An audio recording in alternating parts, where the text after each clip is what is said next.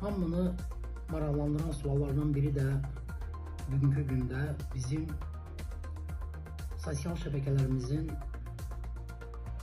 hücuma məruz olması, hücuma məruz qalması. Yəni, login və şifrə oğurlana bilərmi? Dəyişdirilə bilərmi? Bəli, bu mümkündür, heç də çətin deyil.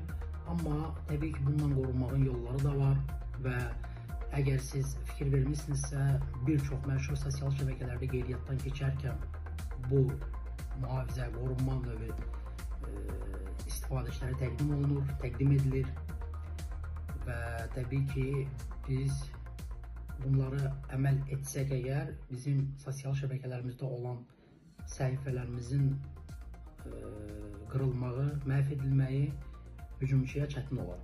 Amma bəli, bu mümkündür və təəssüflər olsun ki, günümüzdə bir çox insanlar bu qaydalara riayət etmirlər.